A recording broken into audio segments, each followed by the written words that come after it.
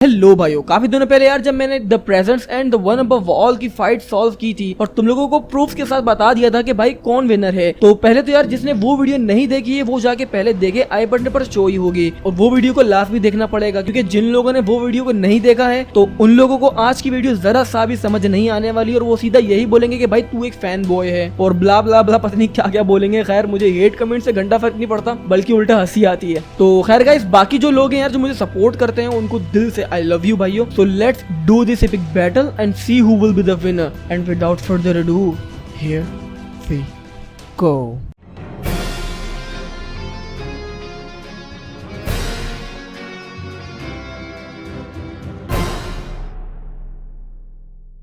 तो भाइयों आज की बैटल अगर देखी जाए तो यार पूरी हिस्ट्री में सबसे ओपी बैटल होगी, क्योंकि आज बैटल है ओमनीपोटेंट बीइंग के बीच में। आज की फाइट के अंदर हम सोलो कैरेक्टर्स की फाइट नहीं करेंगे आज, बल्कि डुओ रखा है मैंने, तो डुओ वर्सेस डुओ है आज। खैर आज एक डुओ में है मार्वल एंड डीसी और दूसरे में है एनीमे अपने। आज लिटरली अगर कहा जाए तो Marvel and DC versus anime battle है और आज Marvel and DC team up करेंगे एनीमे के अगेंस्ट। तो भाइयों आज की वीडियो कुछ ज्यादा ही दमदार होने वाली है। जिसने भी सब्सक्राइब नहीं किया वो जल्दी से सब्सक्राइब कर ले और साथ ही बेल आइकन भी दबा दे। तो गाइस मार्वल से है वन अबव ऑल जो कि रिप्रेजेंट करता है मार्वल के राइटर को, और दूसरी तरफ डीसी यूनिवर्स में से है द प्रेजेंस जो कि लिटरली गॉड है डीसी यूनिवर्स के। और इन दोनों के अगेंस्ट है कामी टेंची फ्रॉम टेंची मायो एनीमे से और टोरीबॉट जो कि ड्रैगन बॉल से है। और जिनको नहीं पता तो भाई वो भी सुन ले कि टोरीबॉट रिप्रेजेंट करता है ड्रैगन बॉल यूनिवर्स के राइटर को। तो लिहाजा यार आज कोई ऐसी उल्टी सीधी बात कमेंट में मत करना कि द वन अबव ऑल मतलब उसके ऊपर कोई है ही नहीं, वो omnipotent omniscient and omnipresent being है, उसे कोई छू भी नहीं सकता, जितने भी एनीमे कैरेक्टर ले आओ उसके आगे कुछ नहीं कर पाएंगे, ब्ला ब्ला ब्ला और भी जो अनाप शनाप हो। ऐसा मत बोलना क्योंकि भाई बेशक यार the one above all literally सबसे ऊपर हो,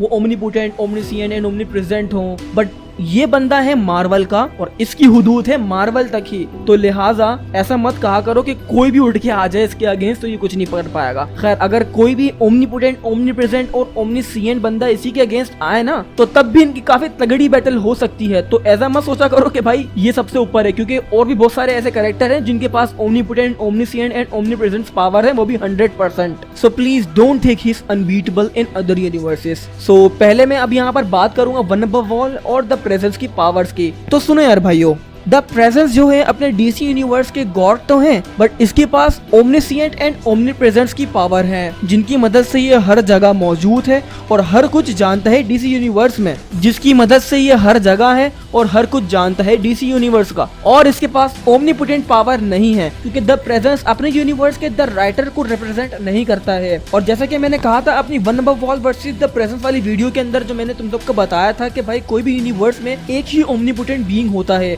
और अगर कहीं भी दो ओमनीपोटेंट होंगे तो वो दरअसल झूठ है। तो जैसे कि अभी जो यहाँ पर डीसी में से द प्रेजेंस हैं, उन्होंने बेशक वर्ल्ड क्रिएट किया हो, बट उनसे भी ऊपर डीसी में कुछ बीइंग्स हैं और द प्रेजेंस ने खुद ये अपने मुंह से बात कह दी है कि उसे भी कोई एक पावरफुल बीइंग है जो कंट्रोल कर सकती है। लाइक यहाँ पर वो सीधा सीधा क्लू दे रहा था द राइटर का। द राइटर ही सबसे पावरफुल मोस्ट ओपी बीइंग है डीसी यूनिवर्स में, बट आज की बैटल है the presence and the one above all की। तो लिहाजा आज द प्रेजेंस की ही बात होगी। और अगर मैं वन अबव ऑल की बात करूं तो वो true omnipotent omniscient and omnipresent being है जिसको कोई नहीं मार सकता मार्वल यूनिवर्स में, और यही राइटर स्टैनली को रिप्रेजेंट करता है। और अभी तक के द वन अबव ऑल से कोई भी ऊपर नहीं दिखाया है और ना ही कोई क्लू दिया है कि भाई इससे ऊपर है। खैर अभी छोटी सी एक बात है जो मुझे काफी ज्यादा तंग कर रही है काफी दिनों से, मैं भी आगे चल के इसके बारे में बात करता हूँ। खैर अभी अगर मैं कामी टेंची और टोरीबॉट की बात करूं तो कामी टेंची या टेंची मायो से है और सबसे ओपी ओमनीप्रेजेंट ओमनीपोटेंट और ओमनीसिएंट बीइंग है एनीमे में। इसको लिटरली एनीमे का गॉड कहा जाता है, मतलब सबसे पावरफुल एनीमे कैरेक्टर।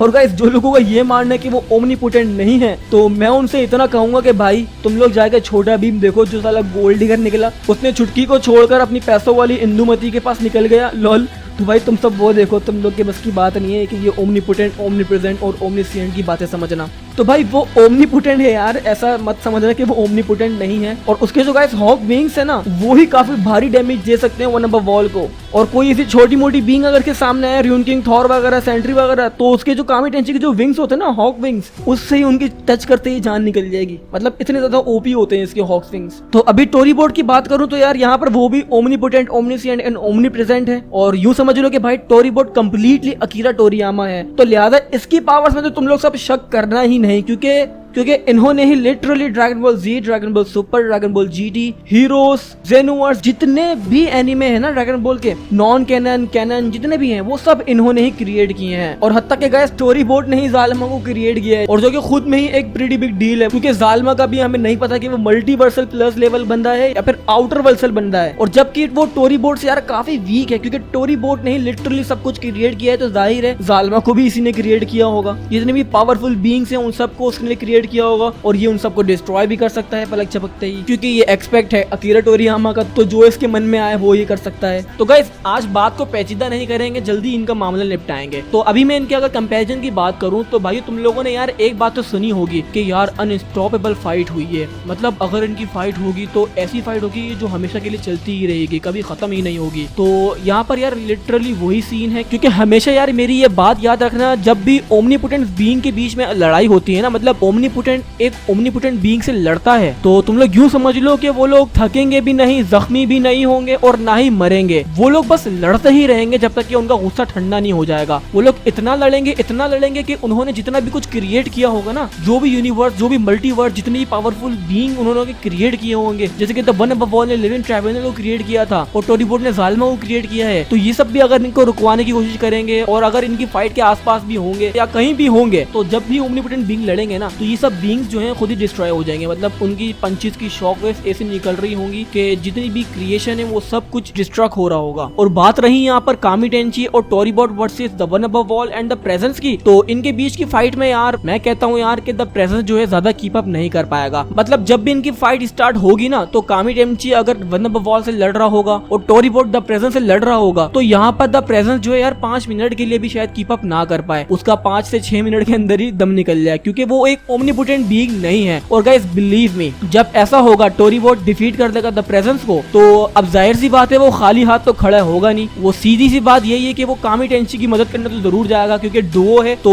खड़े होकर तो वो देखेगा नहीं। तो कामी टेंची के साथ अगर वो टीम अप करेगा द वन अबव ऑल के ऊपर, तो गाइस यहाँ पर मैं ये कह सकता हूँ कि द वन अबव ऑल की काफी बचाएंगे ये दोनों मिलके, मतलब बहुत ही गंदी कर देंगे द वन अबव ऑल की ये लोग। और अगर गाइस तुम लोग ये बोलते हो कि द प्रेजेंस को नहीं लेना था, द राइटर को लेना था डीसी से, तो अगर मैं भी यहाँ पर उनको भी ले लूं ना, तो तब भी यार इनकी फाइट का रिजल्ट जो होगा ना वो यही होगा कि इनकी एक ना खत्म होने वाली फाइट होती रहेगी, और वो फाइट ऐसी खत्म होगी कि ये लोग लड़ते रहेंगे मगर कुछ हासिल नहीं होगा। फिर एंड में जब देखेंगे सब कुछ तबाह हो गया है, तो ये लोग फिर सुलह करके आपस में फिर अपने अपने यूनिवर्सिटीज की दोबारा से क्रिएशन में लग जाएंगे। तो यही सब सीन होगा, क्योंकि ओमनीपोटेंट बीइंग्स में याद रखना कभी भी कोई नहीं जीत सकता। बट जैसे कि मैंने कहा कि द प्रेजेंस ओमनीपोटेंट नहीं था, तभी वो हार गया। और गाइस जब द प्रेजेंस हारा, तो यहाँ पर भी मेरी बात पे थोड़ा ध्यान देना कि अभी ओमनीपोटेंट वर्सेस ओमनीपोटेंट बीइंग थी ना, सही, बट अब हो गई एक ओमनीपोटेंट वर्सेस 2 ओमनीपोटेंट। मतलब टोरी बोर्ड अब टीम अप कर चुका है कामी टेंची के साथ, वो भी द वन अबव ऑल के अगेंस्ट। तो यहाँ पर ये कहना मुश्किल है कि भाई द वन अबव ऑल अब शायद कीप अप कर पाएगा, क्योंकि वो 2 ओमनीपोटेंट बीइंग को नहीं हैंडल कर पाएगा। एक ओमनीपोटेंट बीइंग होता तो बात अलग थी, बट 2 ओमनीपोटेंट बीइंग्स की बात अलग है। तो मे भी यार द वन अबव ऑल को वो जमीन पर लिटा देंगे। तो अब यहाँ पर मैं वो बात करता हूँ जो मैंने कहा था ना, मेरे दिमाग में वो बात चल रही है। तो बात वो थी कि भाई जो रेगुलेटर थैनोस वाली कॉमिक थी, बेशक वो नॉन कैनन थी, सही है, वो कैनन नहीं थी, बेशक तुम लोग 110% मान लो कि वो नॉन कैनन थी, बट उस कॉमिक का क्या मतलब था? मतलब राइटर और ये सब तो ओरिजिनल ही था ना, तो उन्होंने ऐसी नॉन कैनन कॉमिक हमें क्यों दिखाई? इसका कोई तो रीजन होना चाहिए ना यार। मतलब लिटरली उस कॉमिक के अंदर यार रेगुलेटर थैनोस ने सबको एब्जॉर्ब कर लिया और एंड में आके उसने द वन अबव ऑल को भी एब्जॉर्ब कर लिया। आई मीन WTF यार, ऐसा क्यों किया उन्होंने? जब द वन अबव ऑल को ही सबसे स्ट्रॉन्गेस्ट, सबसे ओपी कैरेक्टर बता दिया है, उससे ऊपर कोई नहीं है, जब बता दिया है तो तब उन्होंने ऐसा क्यों दिखाया? बेशक वो कैनन हो या नॉन कैनन हो, मतलब तुम लोग मेरी बात को समझ रहे होगे, उनको ऐसा दिखाना ही नहीं चाहिए था कि वन अबव ऑल से ऊपर अगर कोई नहीं है, तो तब तो रेगुलेटर थैनोस की तो कोई औकात ही नहीं थी ना यार। बट यहाँ पर सीन ये हुआ कि द वन अबव ऑल को भी उसने एब्जॉर्ब कर लिया। तो अगर तुम लोग 1 मिनट के लिए सब कुछ भूल जाओ और मेरी ये बात पे थोड़ा सा सोचो कि हमें अगर देखा जाए ना, तो उन लोगों ने शायद, मैं श्योर नहीं हूँ, मैं बोल रहा हूँ शायद उन्होंने हमें यहाँ पर कोई क्लू दिया है, कोई ऐसा क्लू कि हमें शायद आगे जाके द वन अबव ऑल से भी ऊपर कोई बंदा दिखा दें। ऑफेंड मत होना, मैं ऐसी एक बात कह रहा हूँ, मैं एक व्हाट इफ वाली बात कह रहा हूँ तुम लोगों से। क्या पता उन लोगों ने हमें इसका क्लू दिया हो कि द वन अबव ऑल से भी ऊपर एक बीइंग बैठा है शायद, क्योंकि ऐसे ही फजूल में यार तुम लोगों ने नॉन कैनन एनन कॉमिक बनाई, तुम लोगों ने अपने फैंस को दिमाग से मतलब पैदल कर दिया, वो लोग समझ से बाहर होगा कि भाई ऐसे कैसे हार गया। और कुछ लोगों ने तो अपने में बातें बना ली, जैसे कि यार वो बोल रहे थे कि वो फलक्रम था, द वन अबव ऑल नहीं था, वो वन अबव ऑल की कॉपी था, और जबकि ऐसा कुछ नहीं है। मतलब कॉमिक में सब कुछ साफ था कि भाई the one above all he था वो, और अगर वो फलक्रम भी था तो उसने अपने आप को वन अबव ऑल क्यों बताया, वन अबव ऑल को क्यों बदनाम किया। ये सब बातें हैं जिनके आगे हमेशा क्यों लगता है। तो मेरा मानना यार यहाँ पर ये है कि अगर टोरी बोर्ड और कामी टेंची अगर टीम अप कर ले वन अबव ऑल के अगेंस्ट, तो यहाँ पर यही होगा कि यार ये लोग वन अबव ऑल को बहुत बुरी तरह मारेंगे। बट वन अबव ऑल ये है कि मरेगा नहीं, वो बार बार हील होता रहेगा, वो बार बार रिक्रिएट होता रहेगा, क्योंकि उसके पास भी ना मरने वाली पावर्स हैं, वो भी ओमनीपोटेंट, ओमनिसिएंट एंड ओमनीप्रेजेंट है। तो बेशक वो वीक पड़ जाएगा इन दोनों के आगे, बट मरेगा नहीं। आज की इनकी वीडियो में अगर मैं द राइटर को लेता तो इनकी फाइट जो है टाई होती, बट अभी द वन अबव ऑल है तो यहाँ पर बेचारे वन अबव ऑल अकेले ही लड़ रहे हैं, क्योंकि द प्रेजेंस तो शुरू में ही निकल ली है। तो टोरी बोर्ड और कामी टेंची ही विनर है आज की वीडियो के भाइयों। देखो बुरा नहीं मानना, अपने दिमाग से सोचना, अगर दो ओमनीपोटेंट्स आपस में लड़ते ना तो फिर बात अलग थी, बट यहाँ पर बेचारा द प्रेजेंस आधा ओमनीपोटेंट और वहां पर वो फुल्ली ओमनीपोटेंट सिंगल में, वो क्या कर सकता था दो ओमनीपोटेंट बीइंग के सामने। यही है कि वो लोग लड़ते रहते हैं जब तक ये सारी उनकी क्रिएट की हुई चीजें दबा नहीं हो जाती। तो भाइयों वीडियो कैसी लगी मुझे तुम सब कमेंट्स में बताना, और तुम्हें क्या लगता है जो मैंने नॉन कैनन रेगुलेटर थेनोस की बात छेड़ी थी उसका असल में क्या सीन है। अगर किसी को कुछ उसके बारे में पता हो तो मुझे अपने थॉट्स जरूर शेयर करना कमेंट्स में, और साथ ही यार चैनल को सब्सक्राइब करो। 71.1% ऐसे लोग हैं जो मेरी वीडियोस देखते हैं बट सब्सक्राइब करने में उनकी जान जाती है। सो गाइस प्लीज यार what are you doing, hit that sub button real quick. तो गाइस जैसा कि मैंने अपनी लास्ट वीडियो के अंदर कहा था कि अब से मैं अपनी जितने भी नेक्स्ट वीडियो के सजेशंस होंगे वो सब अपने इंस्टाग्राम से पिक करूंगा,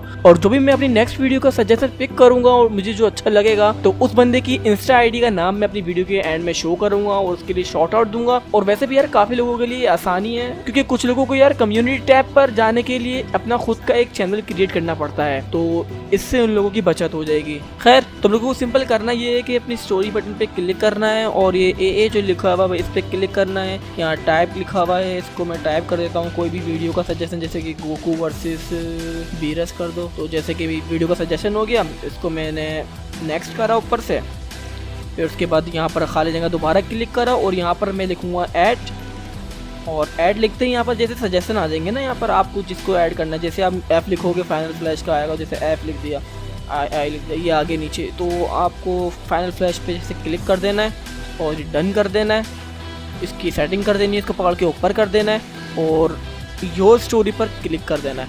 जैसे ही आप ये करोगे मेरे पास नोटिफिकेशन आ जाएगी।